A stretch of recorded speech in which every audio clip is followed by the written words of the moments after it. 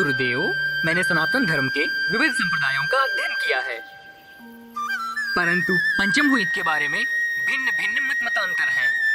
गुरुदेव, आप मुझे पंचम वेद के वास्तविक सत्यता के ज्ञान पर प्रकाश डालें। पक्षापक्ष रहित वास्तविक सत्य क्या है, वो बताने की कृपा करें। हे प्रिय शिष्य, पंचम वेद की सत्यता का वास्तविक ज्ञान विश्व में किसी भी प्राणी को नहीं है। बड़े बड़े ऋषि, महर्षि और ज्ञानी भी इस दिव्य ज्ञान से वंचित है। पंचम वेद का ज्ञान आदि काल में ही लुप्त हो गया। हे गुरुदेव, पंचम वेद का ज्ञान पृथ्वी पर किसी भी प्राणी को नहीं है। ऋषि, महर्षि और ज्ञानियों को इस ज्ञान की प्राप्ति संभव क्यों नहीं हो सकी? इसका मुख्य कारण और सत्य क्या है गुरुदेव? अनादिकाल अर्थात सृष्टि के आरंभ काल में सृष्टि के क्रम को आगे बढ़ाने के शुभ आशय से पंचम वेद के ज्ञान को लुप्त किया गया था। हे गुरुदेव, आप हमें पंचम वेद के ज्ञान का मार्गदर्शन करें। इस क्षण मेरा मन भ्रमित हो रहा है। पंचम वेद का दिव्य ज्ञान क्या है, वो लुप्त क्यों हुआ? इसके बारे में जानने के लिए हम बहुत लालायित हैं। हे प्रिय शिष्य, यह एक विस्तृत कथा है। इसका विस्तार पूर्वक वर्णन करना यथास्थिति संभव नहीं है, परंतु तुम्हारी उत्सुकता देखकर मैं इस कहानी का संक्षिप्त रूप में वर्णन करता हूं। हे शिष्यगण, एकाग्र चित्त से इसे ग्रहण करें।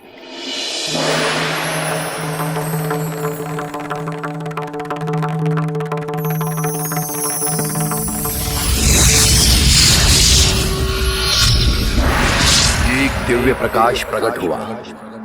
उसमें सर्जनहार ने ब्रह्मांड का निर्माण किया। सर्जनहार ने ब्रह्मांड के मध्य में रहकर ब्रह्म क्षेत्र रूपी खेत में जगत रूपी रचना की खेती की है। उन्होंने ब्रह्मांड में ग्रह, इंड और आकाश गंगा की रचना की। अंतरिक्ष में 14 धामों तथा पाताल में 14 धामों की रचना की। महामंड में निरंजन पुरुष और नाभि नारायण पुरुष को अधिपति स्थापित किया। अनंत युगों तक ज्योति प्रज्वलित रहने से उसमें से काजल रूपी महामाया आदि शक्ति उत्पन्न हुई।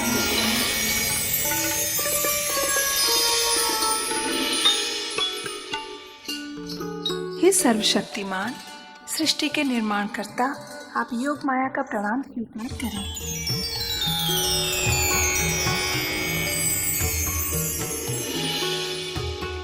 आदि शक्ति ने अपनी दिव्य शक्ति से श्री हरि विष्णु को उत्पन्न किया, जो शेषनाग पर विराजमान चतुर्भुज रूप में थे। तत्पश्चात श्री ब्रह्मा जी प्रकट हुए। उसके बाद आदि शक्ति ने अपनी शक्ति से शिव जी को उत्पन्न किया। उसके बाद 3 देवियों को उत्पन्न किया।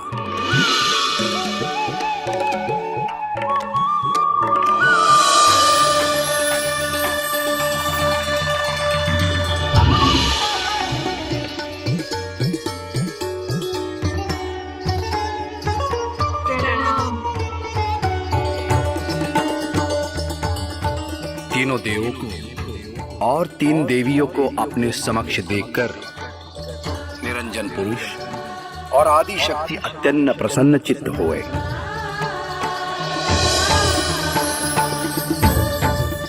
निरंजन मन में सोचने लगे, हमें किसने उत्पन्न किया? उसकी खोज करने सब कुछ छोड़कर वे धुंधुकार शून्य में समाधि में चले गए। कुछ युग के बाद आकाशवाणी हुई, हे शक्ति, सृष्टि का क्रम आगे बढ़ा। तब शक्ति ने 3 देवों को 3 देवियों को सुप्रद किया।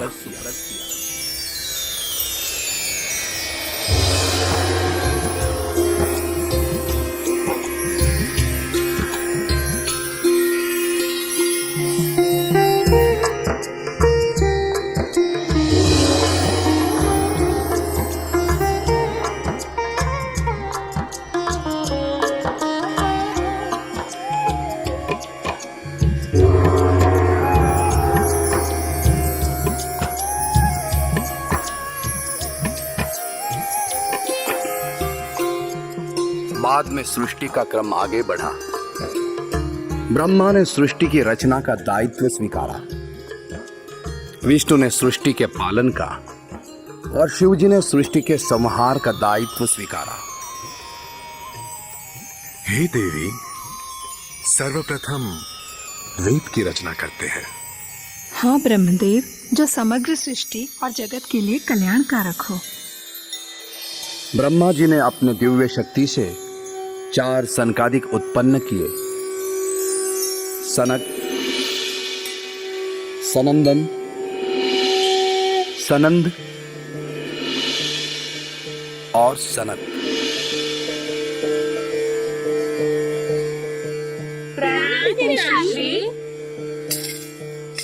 तथास्तु।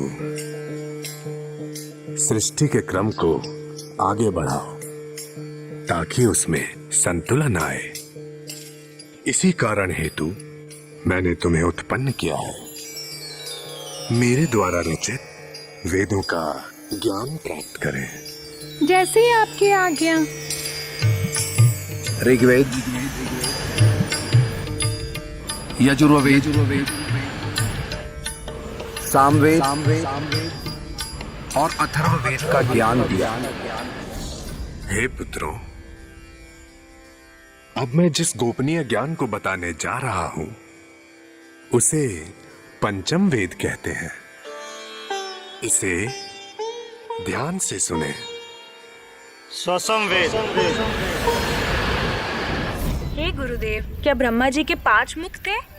हाँ वत्स, तो उस ऊर्ध्वमुख की वाणी से बना कौन सा ज्ञान है? 4 वेद में जिस पद के लिए नीति पुकारी गई उससे परे का सर्वोच्च ज्ञान अर्थात परम पद का ज्ञान है। 4 वेदों में सर्जनहार द्वारा जो उत्पत्ति की गई उसकी पूर्णतः जानकारी है, लेकिन 5वें वेद में सर्जनहार ने परम पद की स्थापना करके उनके द्वारा किस प्रकार से अव्यक्त तत्व और व्यक्त तत्वों का मिश्रण हुआ वह बतलाया गया है। कौन कौन से तत्वों का कितनी मात्रा में मिश्रण करके सृष्टि का निर्माण, देवों के शरीर, स्थावर एवं जंगम 84 कोटि घाटों का निर्माण किस प्रकार से हुआ वह बतलाया गया है। अंश का संपूर्ण ज्ञान देकर अंश किसकी सजाति का है ऐसे पूर्ण अंश की पहचान करवा के अंश के साथ मिलाप कैसे किया जाए। अब सब आगे की बात सुनो। पंचम वेद का ज्ञान सुनकर सनकादिकों के मन में सर्जनहार के परम पद को पाने की उत्कंठा जाग उठी और कर्तापद का ज्ञान सुनकर सनकादिकों ने ब्रह्मा जी से प्रश्न पूछा। हे पिताश्री ब्रह्मदेव, आपसे पंचम वेद का ज्ञान प्राप्त करके हम धन्य हुए, परंतु हमारे मन मस्तिष्क में उठ रहे प्रश्नों का उत्तर जानना अति आवश्यक है। वह प्रश्न क्या है बालक? उसका उत्तर तुम्हें अवश्य मिलेगा। हे पिताश्री, आप हमारे पिता हैं, तो आपके पिता कौन है? मेरे पिता ज्योति स्वरूप निरंजन पुरुष हैं। वे तीव्र वैराग धारण करके धंधुकार शून्य में परम पिता की खोज में तपस्या कर रहे हैं। हे पिताश्री, आपके पिता निरंजन पुरुष के बारे में जानकर हम धन्य हुए। अब हमें भी संसार सुखों का कोई मोह नहीं है और सांसारिक सुख भोगने की कोई इच्छा भी नहीं है। इसलिए हम भी हमारे दादाश्री के मार्ग पर परम पद प्राप्ति हेतु चले जाएंगे। हे पुत्रों, तुम ये सब क्या कर रहे हो? सृष्टि के क्रम को आगे बढ़ाने हेतु ही मैंने तुम्हें उत्पन्न किया है। क्षमा करें पिताश्री, आप हमें परम पद मार्ग की प्राप्ति पर जाने के लिए आदेश दें।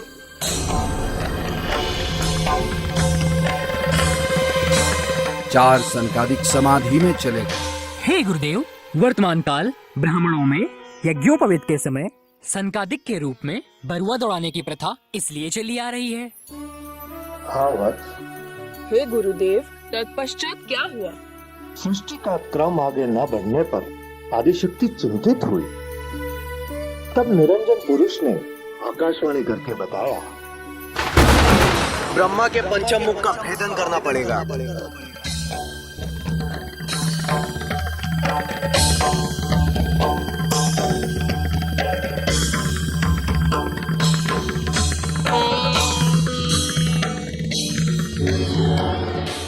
प्रणाम ब्रह्मदेव। प्रणाम श्री हरि विष्णु। ब्रह्मलोक में आपका स्वागत है। हे श्री हरि विष्णु, आपके ब्रह्मलोक में पधारने के प्रयोजन से अवगत करें। मैं आपको इस सृष्टि के क्रम को आगे बढ़ाने के दायित्व से अवगत करवाने आया हूं। सृष्टि का क्रम आगे क्यों नहीं बढ़ रहा?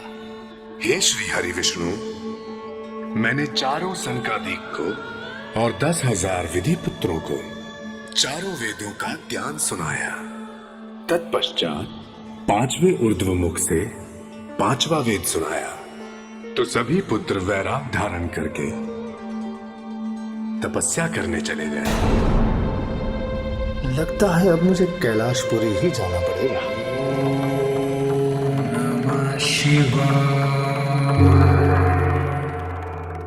हे शिव, प्रणाम।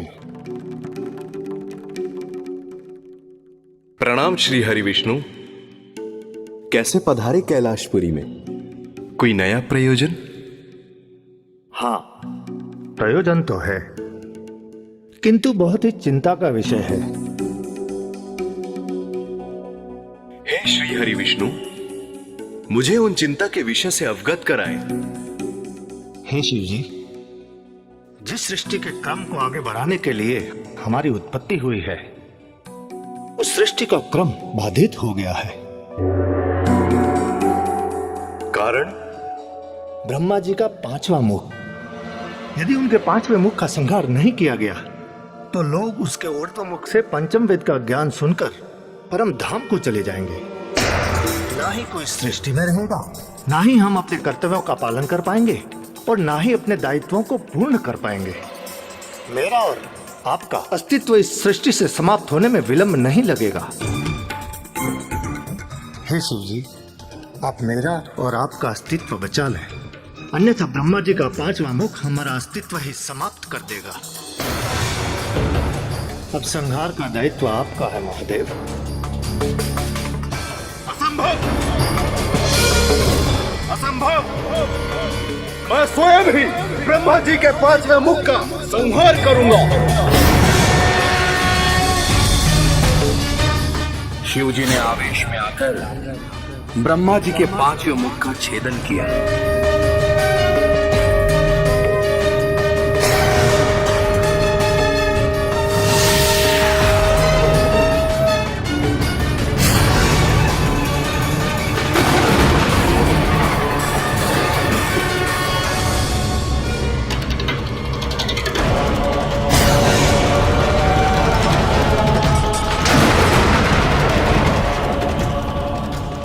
ब्रह्मदेव, आप सृष्टि के क्रम को आगे बढ़ाइए। अवश्य शिव शंभु।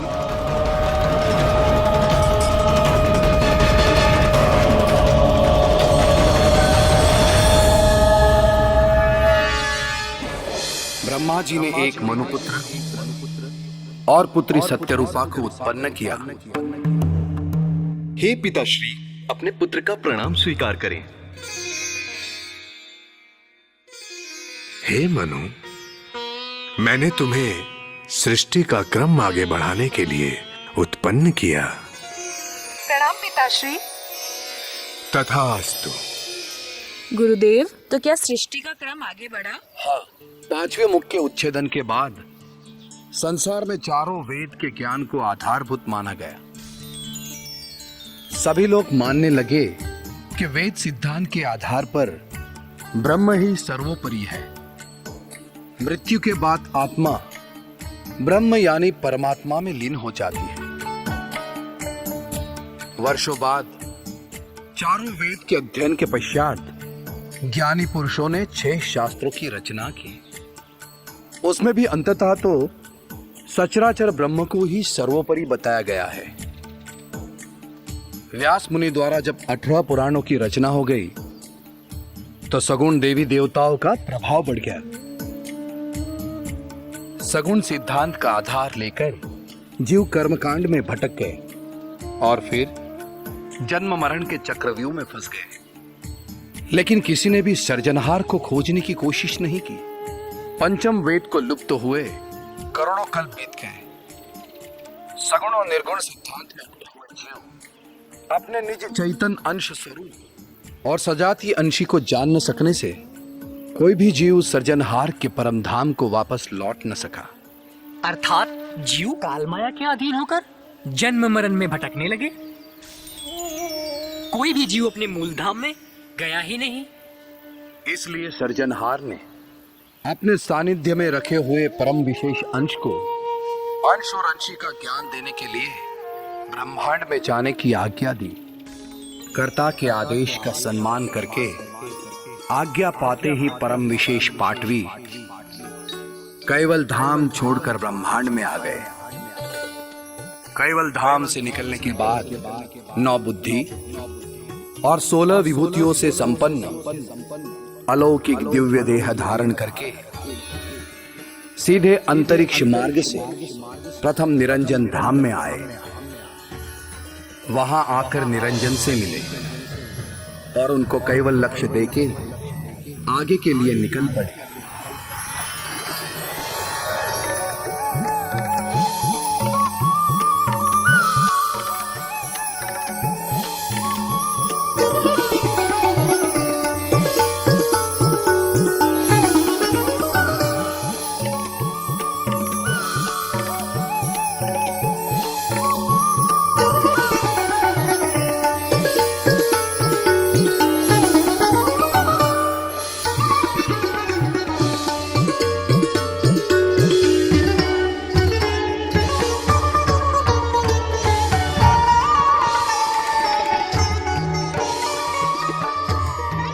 पृथ्वी के 6 महाद्वीपों में कैवल कर्ता के लक्ष्य और स्वसंवेद का ज्ञान स्थापित करके अंततः जम्बू द्वीप में आए।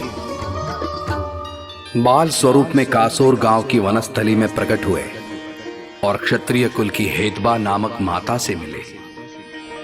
भारत देश में गुजरात राज्य स्थित सारसा गांव में ज्ञान संप्रदाय की गुरु गादी स्थापित की तथा काय पंथ का प्रचार किया।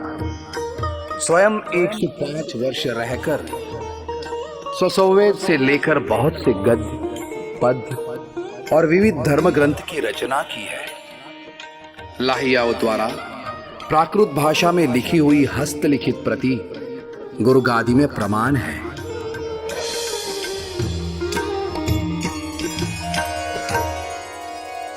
हे गुरुदेव, आपको कोटि कोटि वंदन।